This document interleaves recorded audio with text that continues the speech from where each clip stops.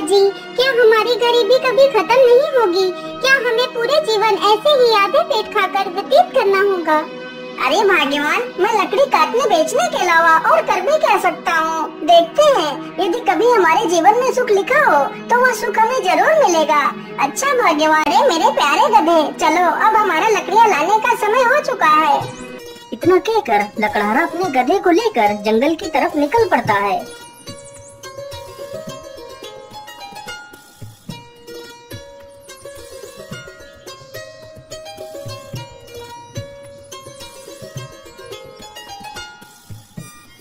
मेरे हिसाब से यही पेड़ ठीक रहेगा, चलो इसे ही काट लेता हूँ।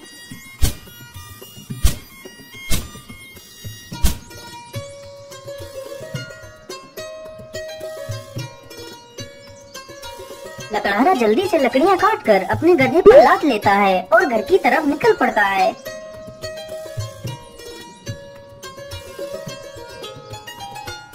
पानी पानी पानी, मेरी सहायता करो, ठीक में है, चलो चलकर देखता हूँ। लकड़हारा जल्दी से उसी ओर जाने लगता है जिस ओर से वह आवाज आ रही थी।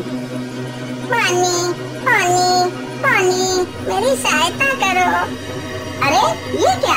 ये तो एक तोता है, लेकिन यह तो पूरी तरह जख्मी हो चुका है। मैं ऐसा करता हूँ, इसे भी अपने साथ ही ले चलता हूँ। लकड़हारा जल्दी से उस तोते को उठा लेता है और उसे भी अपने साथ ले जाता है।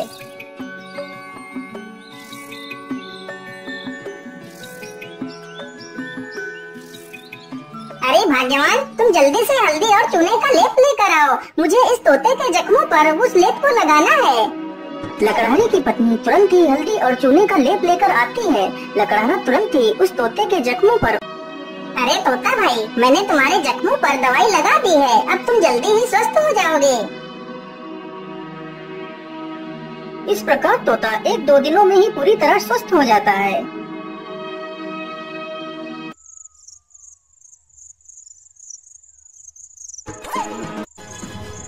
चलो आज तो इसी झोपड़ी में ही चोरी कर लेता हूँ, हो सकता है इस झोपड़ी में ही मुझे कुछ काम की चीज मिल जाए।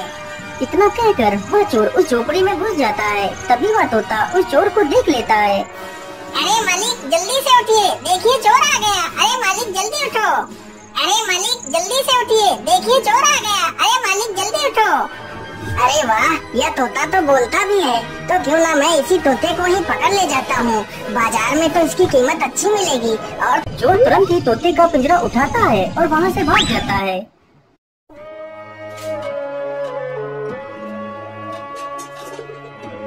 चोर को चलते चलते रात से सुबह हो जाती है। ओहो, मैं तो रात भर चलते चलते कितना थक गया हूँ। चलो ऐसा करता हूँ, थोड़ा इसी पेड़ के नीचे आराम कर लेता हूँ, फिर सोचूंगा इस तोते का क्या करना है।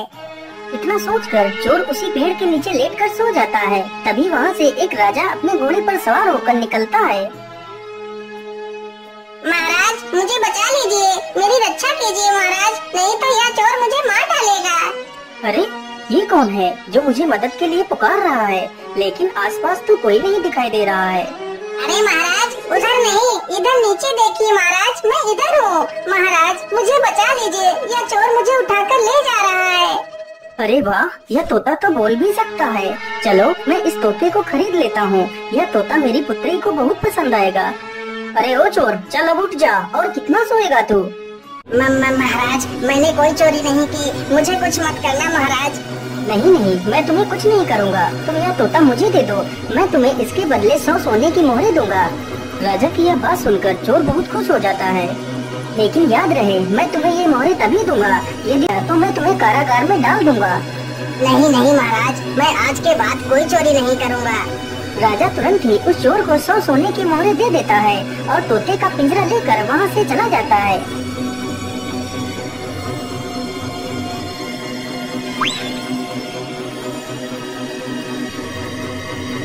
अरे राजकुमारी, तुम कहाँ हो? देखो मैं तुम्हारे लिए क्या लेकर आया हूँ।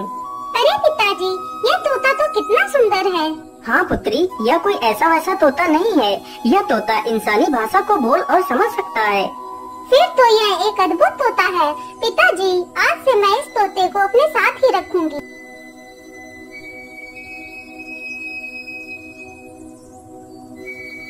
राजकुमारी रोज उस तोते को अच्छे अच्छे पकवान खिलाती, लेकिन तोते को उस लकड़ारे की बहुत ज्यादा याद आती रहती थी। अरे मेरे प्यारे तोते, मैं तुम्हें कुछ भी खिलाती हूँ। राजकुमारी जी, मुझे इस पिंजरे में कैद हुए पूरा 1 महीना हो चुका है। मेरा मन भी आकाश में उड़ने को कर रहा है, लेकिन मैं इस पिंजरे में कैद हूँ। मैं क्या कर सकता हूँ? अच्छा ऐसी बात है, तो फिर चलो मेरे साथ, आज मैं तुम्हें बाहर की सैर करा के लाती हूँ। राजकुमारी तोते को जंगल में ले जाती है और उसे पिंजरे से बाहर निकाल देती है। फिर तोता आसमान में उड़ने लगता है। अरे ये क्या, ये पेड़ इतना चमक क्यों रहा है? क्या यह पेड़ कोई जादुई पेड़ है? अरे राजकुमारी जी, उधर देखिए, यह पेड़ इतना चमक क्यों रहा है? क्या यह कोई जादुई पेड़ है? अरे हाँ, मुझे तो लगता है ये कोई जादुई पेड़ ही है। चलो इसके पास चलते हैं। राजकुमारी तथा वह तोता दोनों उस वृक्ष के पास जाते हैं। राजकुमारी जैसे ही उस वृक्ष को स्पर्श करती है, तभी वह उस वृक्ष में समा जाती है। यह देखकर तोता हैरान हो जाता है। अरे राम राम राम, ये क्या हुआ? राजकुमारी तो पेड़।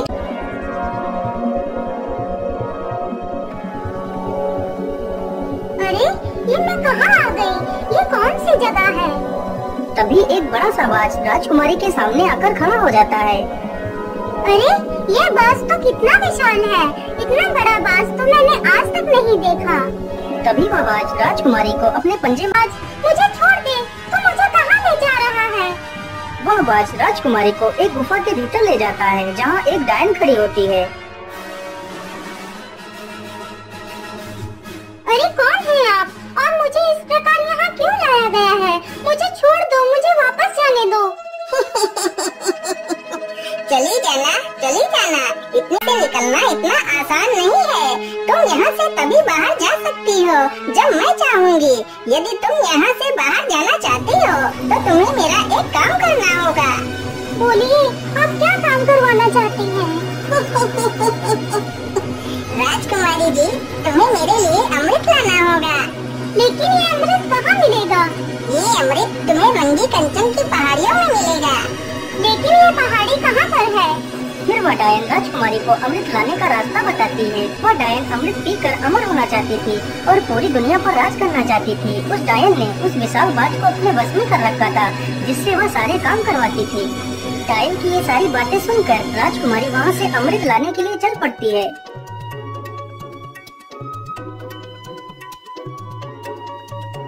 राजकुमारी अमृत ढूंढते ढूंढते उन्हीं पहाड़ियों पर पहुंच जाती है, जहाँ पर अमृत था। मुझे लगता है इस गुफा में ही अमृत होगा। चलो इसके अंदर चलती हूँ। राजकुमारी जैसे ही गुफा के अंदर प्रवेश करने की कोशिश करती है, तभी एक जहरीला सर्प राजकुमारी को डस लेता है और राजकुमारी की वहीं पर मृत्यु हो जाती है।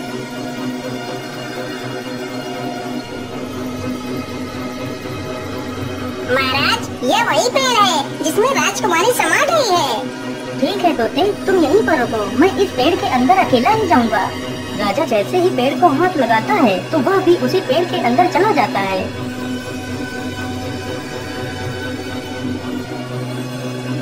तभी वही बाज फिर से आता है और राजा को भी उठाकर उसी डायन के पास ले जाता है।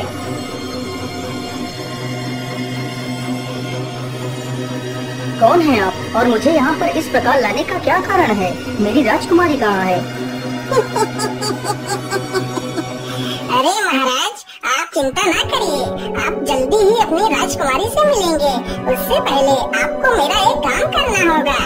ठीक है डायन, मुझे जल्दी से बताइए, मैं तुम्हारे लिए क्या काम कर सकता हूँ। फिर वह डायन राजा से भी उसी अमृत को लाने की बात कहती है। ठीक है डायन, मैं तुम्हें वह अमृत लाकर दे दूंगा, लेकिन मेरी पुत्री को कुछ नहीं होना चाहिए। इतना कहकर राजा अमृत लाने के लिए चल पड़ता है।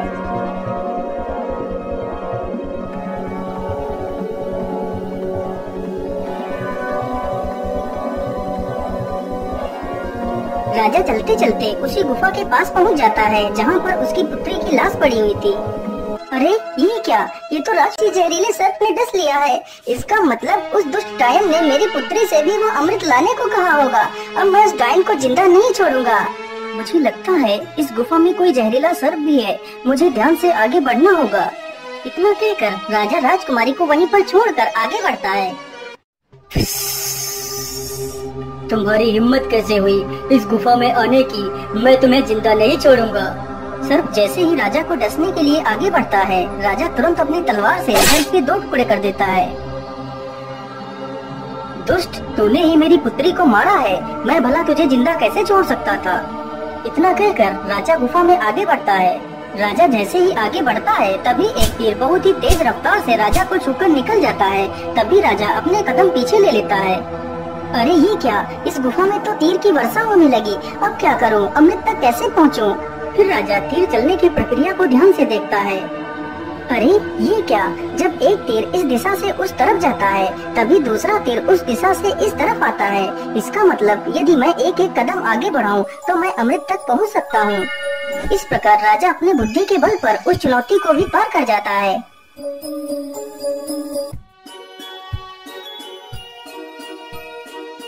अरे वो रहा अमृत, चलो जल्दी से अमृत को ले लेता हूँ।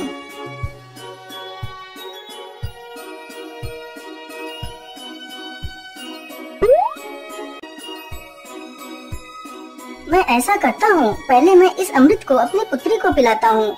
ये सोचकर राजा अपनी पुत्री को अमृत पिलाता है। अमृत पीते ही उसकी पुत्री जीवित हो जाती है। अरे पिताजी, आप यहाँ पर कैसे आ गए? पुत्री, मैं तुम्हें लेने आया हूँ, अब तुम बिल्कुल भी चिंता मत करो, मैं यहाँ पर आ गया हूँ। फिर वह राजा उस अमृत को खुद भी पी लेता है और बाद में बचा हुआ अमृत उस सर्प के मुंह में डाल देता है। अमृत मुंह में पड़ते ही सर्प भी जीवित हो जाता है। फिर वह राजा उस सर्प को अपनी पूरी कहानी सुनाता है। मैंने तुम्हें इसलिए जीवित किया है ताकि तुम फिर से इस अमृत की रक्षा करो। महाराज, मैंने आपको पहचानने में भूल कर दी, मुझे क्षमा कर दीजिए महाराज। अच्छा, अब मैं चलता हूँ।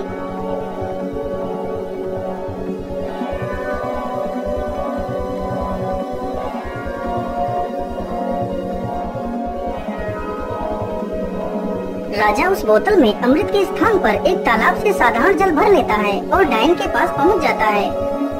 ये लीजिए डायन, मैं तुम्हारे लिए अमृत लेकर आ गया हूँ, अब मुझे बाहर जाने का रास्ता बता दीजिए। अरे वाह राजा, तुम तो कितने बहादुर हो। यह अमृत आज तक कोई नहीं ला सका, जो भी गया वो लौट कर नहीं आया, और तुम तो अमृत लेकर आ गए। चलो चलो, जल्दी से मुझे यह अमृत दे दो। राजा तुरंत ही उस डायन को वह पानी से भरी हुई बोतल दे देता है। डायन तुरंत ही उस पानी को अमृत समझकर पी जाती है। हे डायन, मैंने आपके कहे अनुसार आपको अमृत लाकर दे दिया, अब मुझे बाहर जाने का मार्ग बता दीजिए। इतनी भी जल्दी क्या है, अब मैं अमर हो चुकी हूँ। अब तुम दोनों यहाँ से कहीं नहीं जाओगे, आज से तुम दोनों भी मेरे गुलाम हो। अरे डायन, ये तो सरासर धोखा है, मुझे यहाँ से जाने का मार्ग बताओ, नहीं तो मैं तुझे मार डालूंगा। अरे मूर्ख राजा, अब मैं अमर हो चुकी हूँ, अब तो मेरा कुछ भी नहीं बिगाड़ सकता। अच्छा, ऐसी बात है, तो फिर ये ले मेरे इस तलवार के वार को झेल। इतना कहकर राजा उस डायन के पेट में तलवार घुसा देता है। ये क्या हो गया? मैं तो अमर हो गई थी, इसका मतलब तूने मेरे साथ धोखा किया है। पानी पीकर खुद को अमर समझने वाली उस डायन की मृत्यु हो जाती है। डायन के मरते ही वह बाज आजाद हो जाता है। महाराज, आपकी जय हो, आप तो बहुत वीर और बुद्धिमान हैं। आपका बहुत बहुत धन्यवाद महाराज, जो आपने मुझे इस डायन की गुलामी से आजाद करा दिया। हे बाज, क्या तुम यहाँ से बाहर निकलने का रास्ता जानते हो?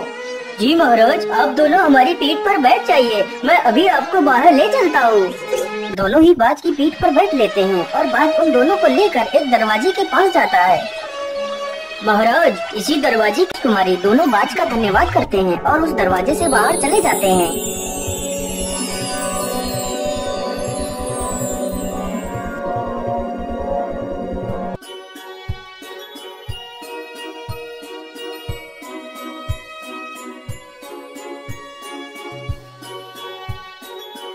हे तोते, यदि आज तुम न होते तो मैं कभी भी अपनी पुत्री को नहीं पा सकता था, इसलिए मैं तुमसे बहुत प्रसन्न हूँ। आज तुम मुझसे कुछ भी मांग सकते हो। महाराज, यदि आप मुझे कुछ देना ही चाहते हैं तो मुझे 1000 सोने की मोहरें देकर आजाद कर दीजिए। राजा ने ऐसा ही किया, तोते को 1000 स्वर्ण मुद्राएं देकर उसे विदा कर दिया। तोता वहाँ से उड़कर सीधा उसी लकड़हारे के पास पहुँच जाता है। मालिक, देखिए मैं आ गया। तो उसमें ढेर सारे सोने के सिक्के देखकर वो बहुत खुश हो जाता है और फिर वे तीनों मिलकर